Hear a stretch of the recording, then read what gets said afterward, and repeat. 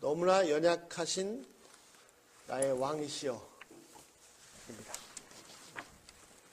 너무나 연약하신 나의 왕이시여. 자, 크리스마스는 2000년 전에 예수님께서 이 땅에 오신 것을 기념하는 날입니다. 예수님께서 이 땅에 오셨다는 이 사실은 2000년 동안 수많은 사람들이, 수많은 천재들이 그 비밀을 다 깨닫고자 해도 다 깨달을 수 없는 신비 중의 신비입니다. 어느 유명한 철학자가 이런 말을 했다고 합니다. 역사상 가장 놀라운 3대 기적이 있는데, 미러클이 있는데 3대 미러클이 뭐냐면 첫 번째가 천지창조이고, 두 번째가 인간의 자유의지고, 세 번째가 성육신이다. 하나님이 인간이 되신 것이다. 즉 하나님께서 인간으로 이 땅에 오신 것, 이 세 가지입니다. 오늘은 왕에 대한 말씀입니다. 그것도 보통 왕이 아니라 또 황제, 또 그런 왕들이 아니라 진짜 왕에 대한 말씀입니다. 자, 이사야 선지자가 예언을 합니다. 1절에 보시면 옛날에는 고난을 받았던 사람들에게 이제 더 이상 어둠이 없을 것이다 라고 선포합니다. 또 멸시를 당했던 지방들이 이제는 영화롭게 영광을 받을 것이다. 무시를 당했던 자들이. 2절에 보면 흑암에 다니던, 어둠 속에 다니던 백성들이 큰 빛을 볼 것이다. 죽음의 그늘에 살던 사람들에게 빛이 비친다. 이 말씀은 누가복음 1장 79절 그 말씀대로 다 성취되었습니다.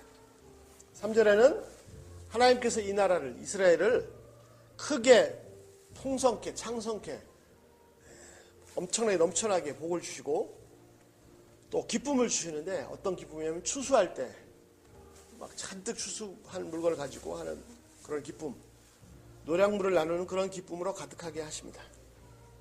4절에 보시면 그 이유가 있는데, 그 이유는 뭐냐면 그들을 억눌렀던 멍에, 채찍, 몽둥이를 다 꺾어버리시기 때문입니다.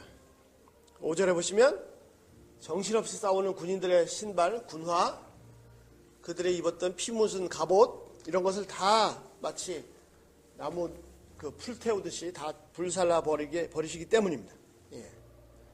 자, 여기까지 내용을 정리하면 이렇습니다. 큰 빛이 임했습니다. 큰 광명이 비칩니다. 그래서 고통과 멸시가 끝나고 영광을 받습니다. 오히려 크게 되고 큰 기쁨을 누리게 하십니다. 멍에와 채찍, 몽둥이를 다 꺾어버리셨습니다. 모든 군화와 군복이 다 불태워지게 합니다. 모든 전쟁이 다 끝났습니다. 전쟁이 끝나고 평화가, 기쁨이, 또 해방과 자유가 찾아온 것입니다. 여러분, 평화와 기쁨, 해방과 자유의 의미를 아십니까? 일본 제국주의 36년이 끝나고 해방이 되었습니다. 대한민국 역사상 가장 감격적인 날일 것입니다. 일본의 압제 아래 살았던 조상들은 그 압제가 언제 끝날지 도무지 알 수가 없었습니다.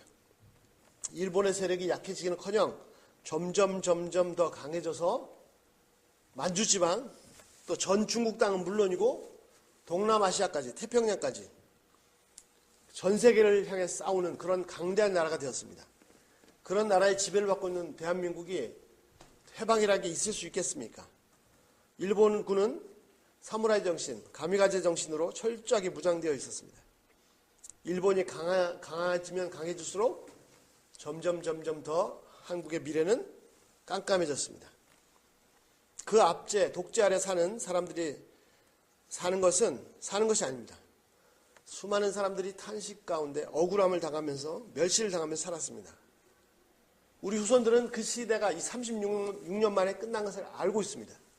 하지만 그 시대를 살았던 조상들은 도대체 이 압제가 언제 끝날지, 10년 걸릴지 50년 걸릴지 100년 걸릴지, 아니 해방이나 독립이 오기나 하는 것인지 도무지 알 수가 없었습니다. 그러다가 갑자기 해방이 찾아왔습니다. 도무지 믿기지 않는 일이 터졌습니다. 온 거리는 기쁨과 감격으로 넘실되었습니다. 새날이 온 것입니다. 정말 꿈결 같은 날이 온 것입니다. 이스라엘 민족은 이집트에서 36년이 아니라 430년을 노예 생활했습니다. 그러다가 이집트를 탈출하는 출애굽, 엑소더스하는 엄청난 큰 감격을 맞이했습니다. 그들은 또 나중에 70년 동안 바벨론 포로 생활을 했습니다. 시편에 보면 해방되었을 때, 고국으로 돌아갈 때 꿈꾸는 것 같았다고 고백했습니다. 자, 평화와 기쁨, 해방과 자유는 이런 놀라운 축복입니다. 엄청난 것입니다. 경험해보지 않은 사람은 그 맛을 알 수 없는 것입니다. 그런데 오늘 본문에 보시면 그 원인이 있습니다. 이렇게 놀라운 평안과 기쁨과 해방과 자유가 임재한 온 이유가 있습니다. 도대체 무슨 일이 있었기에 이런 평화와 기쁨이 넘쳐나고 해방과 자유와 영광과 크나큰 성공이 창대케 되는 일이 일어난 것입니까? 그 이유는 바로 6절입니다. 우리 6절을 다 같이 한번 한 목소리를 읽어보겠습니다. 시작. 이는 한 아기가 우리에게 낳고 한 아들을 우리에게 주신 바 되었는데 그의 어깨에는 정사를 메었고 그 이름은 기묘자라 모사라 전능하신 하나님이라 영존하신 아버지라 평강의 왕이라 할 것임이라. 그렇습니다. 이는 한 아기가 우리에게 낳고 이런 놀라운 해방과 평화와 자유와 기쁨이 넘치는 풍성케 되는 그렇게 된 이유가 있는데 그 이유는 딱 하나입니다. 그 이유가 뭐냐면 바로 한 아기가 우리 얼마 전에 태어난 유니스 같은 이런 베이비가 태어났기 때문입니다. 반복해서 강조해서 말씀합니다. 한 아들이 우리에게 주신 바 되었는데 그렇습니다. 이유가 있는데 그것은 뭐냐면 한 아들을 우리에게 주셨기 때문입니다. 이사야 선지자는 분명하게 말합니다. 이스라엘의 모든 전쟁과 압제가 끝나고 평화가 온 이유, 모든 압제로부터 자유와 해방이 온 이유, 더 나아가서 기쁨이 거리거리마다 넘실대고 그 나라가 창대하게 되고 영광스럽게 되는 이유가 딱 한 가지인데 그것은 바로 한 아기가 태어났기 때문입니다. 한 아들을 주셨기 때문입니다. 이 말씀의 근거에서 분명히 말하고 있습니다. 한민족이 일제 36년에서 해방됐던 이유 분명하게 얘기하고 싶은 것이 뭐냐면 연합군이 승리했기 때문에 해방됐습니까? 일본이 원자폭탄을 2방이나 맞았기 때문에 해방됐습니까? 이것도 하늘에서 불이 내려와서 일본이 망한다는 예언이 성취된 것입니다. 가장 큰 이유는 바로 뭐냐면 한 아기가 한 아들이 대한민국에게 주어졌기 때문입니다. 대한민국 역사상 60년 동안 세계 역사상 전무후무한 경제발전을 이루고 동시에 자유민주주의 국가를 이루게 된 이유는 뭐라고요? 바로 예수님이 한반도에 그 땅에 찾아오셨기 때문입니다. 그러나 이 일은 단지 이스라엘 민족, 한민족, 몇몇 민족에게만 해당되는 것이 아닙니다. 모든 민족, 모든 나라, 온 인류에게 일어난 일입니다. 모든 인류에게 한 아기가 태어났고 한 아들이 주어졌기 때문에 모든 인류는 죄와 죽음, 즉 사단의 압제에서 해방되었고 모든 전쟁과 압제가 그치고 강물 같은 평화와 기쁨이 넘쳐나게 되었습니다. 또 될 것입니다. 이사야 선지자는 말하기를 한 아기가 태어난 것을 커다란 엄청난 어마어마한 빛이 비추었다 라고 2절에서 말했습니다. 도대체 이 한 아기가 무슨 힘이 있어서 한 아기가 태어난 것이 이런 놀라운 해방과 자유를 가져온 것입니까? 아기는 가장 연약한 모습이 아닙니까? 이 아들은 도대체 누구에게 온 인류 해방을 가져다주는 엄청난 빛이 되십니까? 다시 6절 7절입니다. 이는 한 아기가 우리에게 낳고 한 아들을 우리에게 주신 바 되었는데 그 어깨에는 정사를 메었고 그 이름은 기묘자라 원더 모사라 전능하신 하나님이라 평강의 왕이라 할 것임이라. 그 정사와 평강의 더함이 무궁하며 또 다윗의 왕자와 그의 나라에 군림하여 그 나라를 굳게 세우고 지금 이후로 영원히 정의와 공의로 그것을 보존하실 것이라. 여호와의 열심히 이를 이루시리라. 자, 이 아기는 왕이십니다. 이 아들은 바로 왕이십니다. 그런데 보통 왕이 아니십니다. 어떤 왕입니까? 첫째, 그 어깨에는 6절에 정사를 배웠고, 즉 모든 통치 권력을 다 가지고 계십니다. 온 세상의 모든 권력, 온 우주의 모든 권력을 다 가지고 계십니다. 진짜 왕이시며 모든 왕 중의 왕이십니다. 둘째, 기묘자라 모사라 전능하신 하나님이라 평강의 왕이라. 하나하나 다 살펴봐야 되는데 오늘은 왕이시라는 사실만 초점 맞춰서 살펴보겠습니다. 두 번째는 이분은 평화의 왕이십니다. 평화의 왕 하면 생각나는 인물이 없습니까? 성경에서 평화의 왕이 누구죠? 바로 창세기에 믿음의 조상 아브라함에게서 11조를 받고 그를 축복해줬던 멜기세덱입니다.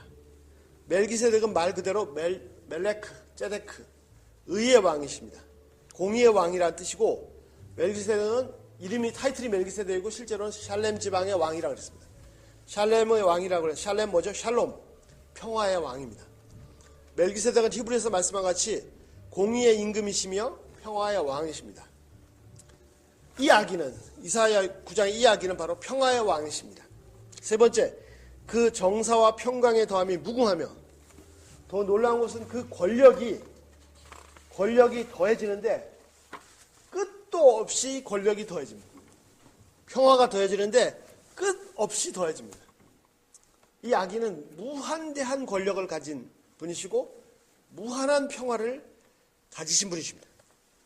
네 번째, 또 다윗의 왕자와 그의 나라 위에 군림하여 그 나라를 굳게 세우고 이스라엘 역사상 가장 위대한 왕, 가장 찬란했던 왕국을 건설한 다윗 왕의 왕자를 그대로 이어받은 왕입니다. 아니, 다윗 왕은 이 아기 임금님의 하나의 모형입니다. 진짜 왕이 오실 건데 그 왕이 이럴 것이다라고 보여준 샘플이 다윗 왕일 뿐입니다. 진짜 영광스러운 왕은 바로 이 아기십니다.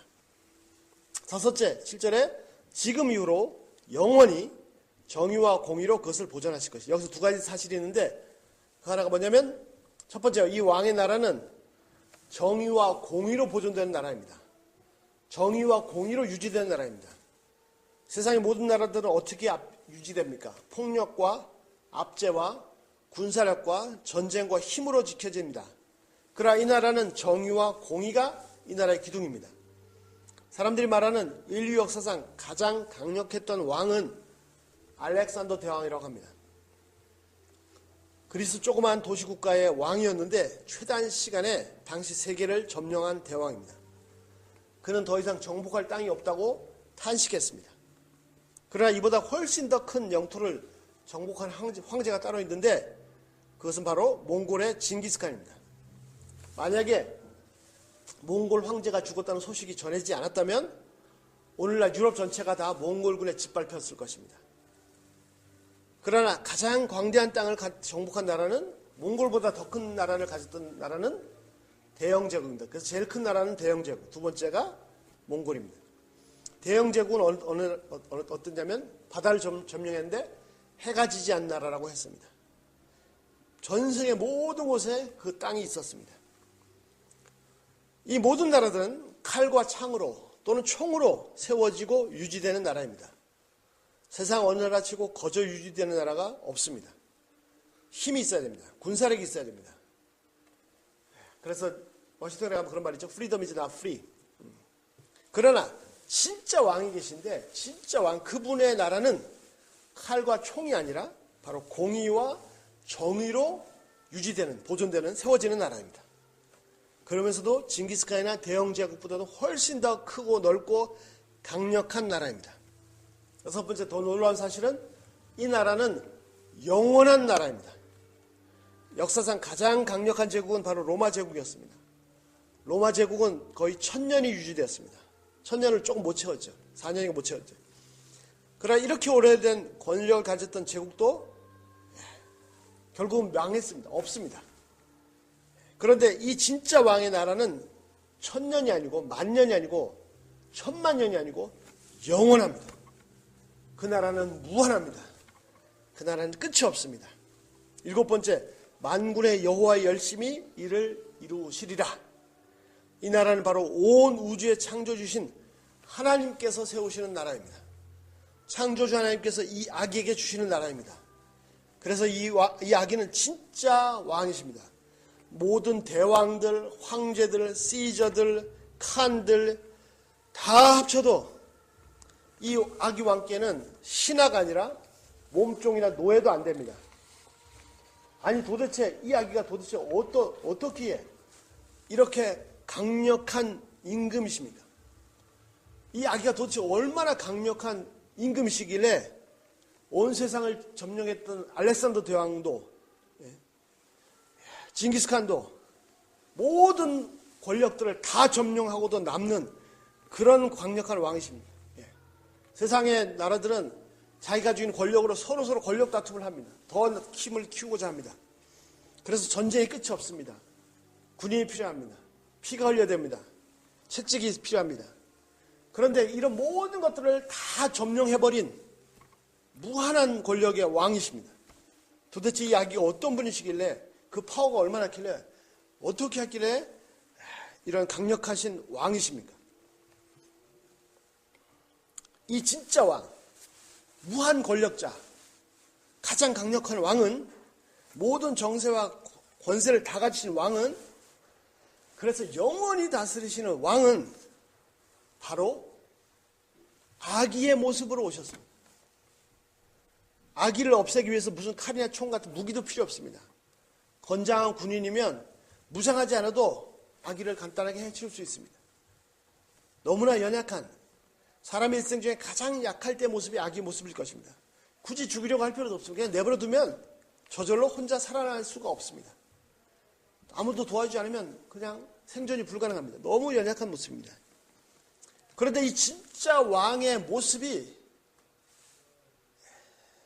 이 진짜 왕의 파워가 이 아기십니다. 너무 힘없는, 너무 연약한, 또 아기는 완전 순도 100% 깨끗함, 그런 모습입니다. 세상을 전혀 모릅니다. 무공해, 자연산, 청정지역입니다. 너무나도 힘없음, 너무나도 연약함, 이것이 바로 이 진짜 영원하신 왕의 무기이십니다. 이 땅에 아기로 오실 때부터 모든 방을 다 양보하셨습니다. 이분의 일생은 계속해서 주시는 일생입니다. 불쌍하다고 먹을 것을 주시고 고쳐주시고 병을 고쳐주시고 얽매이는 모든 율법에서 자유하게 쉬게 해주시고 생명을 주시고 다시 살려주시고 그렇게 계속해서 주시고 또 주시고 더 주시고 다 주시다가 마지막에는 본인의 예수님의 생명까지도 주셨습니다. 말 구유의 아기, 짐승 여물통의 아기도 연약하다 못해 너무나 불쌍하신 모습이지만 그러나 더 연약한 모습은 바로 십자가입니다. 십자가. 그렇습니다. 전혀 근본적으로 하나도 죄가 없음에도 불구하고 너무나도 억울하게 잡히셔서 한마디도 변호도 못하시고 잡혀 십자가에 돌아가 있습니다. 본인이 변호를 못하면 다른 사람이라도 세워야 하는데 그러지도 못했습니다. 너무 힘없이 잡히시고 정말 억울하게 사람이 억울하면 이게 견디지 못하죠. 억울한 일 당하면 속 터지고 막 화가 머리까지 뻗고 막 피가 거꾸로 솟고 그렇게 재판을 받으시고 자신을 잡아 죽이려고 짐승처럼 울부짖는 사람들 무리 속에 둘러싸이셔서 십자가의 처형에 넘겨주셨습니다. 대못이 쾅쾅 박히는데도 힘 한번 못 쓰셨습니다. 숨 쉬는 것이 미치듯이 고통스럽습니다. 죽음과 삶 사이를 수도 없이 넘나 드시다가 그렇게 처참하게 그렇게 너무나 무력하게 죽으셨습니다. 짐승 여물통에 말 구유의 아기도 연약하지만 십자가 예수님은 그 아드님은 훨씬 더 연약하신 모습입니다. 그런데 이 아기의 모습, 아기의 연약함, 이것이 바로 그분의 무기입니다. 자, 전쟁에는 전술과 전략이 있습니다. 그리고 전체 싸움을 전쟁이라 한다면 지역적인 싸움을, 부분적인 싸움을 전투라고 합니다. 이걸 war라고 하면 배틀이라고 하죠. 전투를 이기는, 지역적인 싸움을 이기는 방법을 연구하는 것을 전술이라고 하면 전체 전쟁을 이기는 방법을 연구한 것이 전략입니다. 전술과 전략에서 최고는 가장 뛰어난 방법은, 전쟁을 이기는 가장 뛰어난 방법은 뭐냐면 싸우지 않고 이기는 겁니다. 전혀 싸우지 않고 칼 한번 휘두르지 않고 이길 수 있는 방법이 있다면 이것이 가장 뛰어난 전술이고 전략입니다. 예. 온 아시아 대륙과 유럽을 정복한 징기스칸은 전쟁을 치르기 전에 먼저 항복을 권유합니다. 어느 나라를 쳐들어갔을 때 그 나라의 전쟁을 치르기 전에 먼저 무조건 항복해라 라고 말을 합니다. 그래서 항복을 하면 정말 피 한 방울 흘리지 않고 정복합니다. 그런데 만약 항복을 하지 않고 싸우겠다고 나오면은 그 나라를 완전히 다 몰살시켜버립니다. 그 정도로 잔인했습니다. 그러나 이렇게 잔인함 때문에 항복하도록 해서 전쟁을 치르지 않고 승리하는 것보다도 더 위대한 전술과 전략이 있는데 그것은 바로 아기의 연약함, 아기의 순진무구함입니다. 무슨 말입니까? 예수님은 원수를, 적을 감동시키시고 감격시키셔서 스스로 칼과 창을 던져버리고 항복하게 만드십니다. 사랑으로, 은혜로 정복하십니다. 주시고 또 주시고 더 주시고 다 주심으로 정복하십니다. 항복하게 만드십니다. 항복하고 정복을 당하는 사람이 행복하게 항복하게 하십니다. 오히려 기뻐서 어쩔 줄 모릅니다. 예수님께 항복한 사람, 진짜 영원하신 왕께 항복한 사람들은 행복해서 어쩔 줄 모릅니다. 어둠 속에서 죄와 미움, 증오와 폭력, 저주와 탄식 속에서 살다가 커다란 빛을 발견한 것입니다. 그래서 정복하십니다. 그런데 말입니다. 문제는 뭐냐면 이런 은혜와 사랑에 감격하지도 않고 오히려 더 이를 갈고 죽이려고 달려들던 사람들은 어떻게 정복할 수가 있겠습니까? 그렇게 주는데 어떻게 할 수가 있습니까? 악인은 어떻게 해야 됩니까? 도저히 가망이 없는 이런 사람들을 만나면 아기가 갑자기 두 얼굴의 사나이로 무슨 헐크로 변해가지고 손가락을 꾹 너희는 도저히 가망이 없다 이렇게 정복해 버리십니까? 아닙니다. 아기는 그냥 무력하게 정복을 당하고 심지어는 죽임을 당합니다. 전혀 힘 한번 쓰지 못하십니다.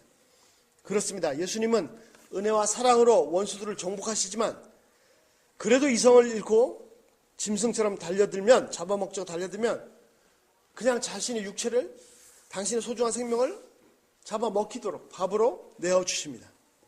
그 아기의 연약함, 청정도 100%의 순진무구함이 그분의 무기입니다. 지난번에도 나눈 말씀입니다. 또 나눕니다. 이 말씀이 너무나 좋습니다.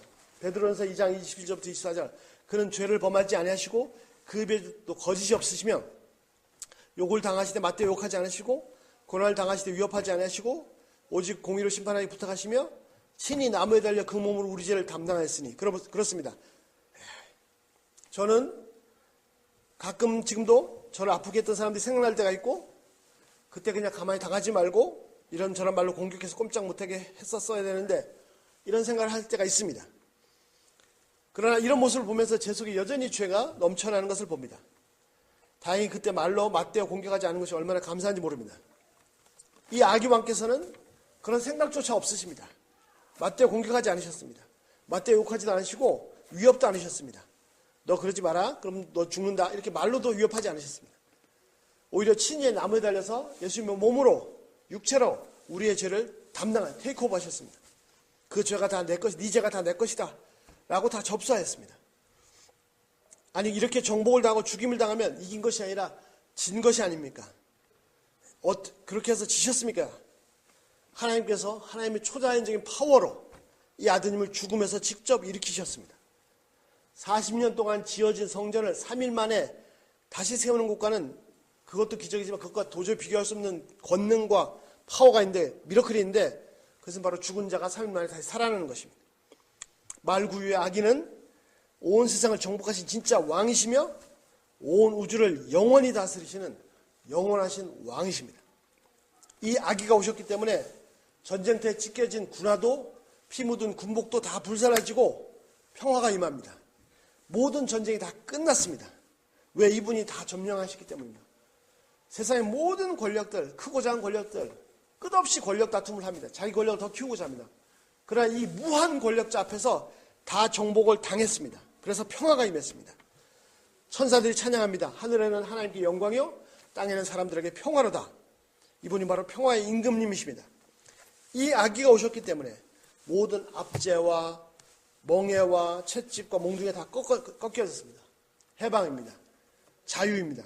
기쁨과 감격이 거리거리마다 도시마다 강물처럼 넘쳐납니다. 깜깜한 세상에 온 세상을 밝히는 광자 빛이 임했습니다.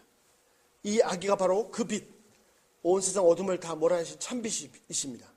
어둠은 저항하지 못합니다. 아니, 어둠은 빛이 오면 저항 한번 할 수가 없습니다. 빛이 오면 어둠의 존재는 그냥 사라지는 것입니다. 이 평화의 왕, 정의의 임금님께서 온 세상을 정복하셨듯이 그분의 연약함이, 이분의 아기의 모습이 바로 우리의 무기입니다. 세상 사람들은, 남들은 강함을 자랑할 때 우리는 연약함을 자랑합니다. 왜? 바울이 고백한 것처럼 우리가 연약할 때 하나님의 강함이 나타나시기 때문입니다. 남들은 빼앗고자 할 때 우리는 빼앗깁니다.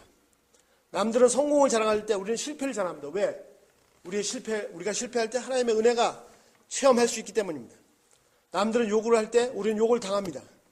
남들은 폭력으로 보복하자 할 때 우리는 고난을 당합니다. 남들은 살고자 할 때, 자기가 살기 위해서 다른 사람을 죽일 때 우리는 그들의 죄를 지고 내가 죽습니다. 이것이 바로 그분, 진짜 왕의 무기셨고 이제 우리의 무기입니다.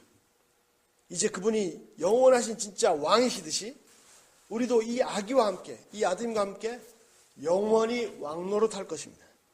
진짜 임금님이신 이 아드님을 섬기며 영원히 왕으로 살 것입니다. 진짜 왕이신 분, 영원하신 분이, 영원한 왕이 오셨습니다. 이 아기가 오셨습니다. 모든 인류에게 큰 빛이, 큰 광명이 임했습니다. 아멘. 기도하겠습니다.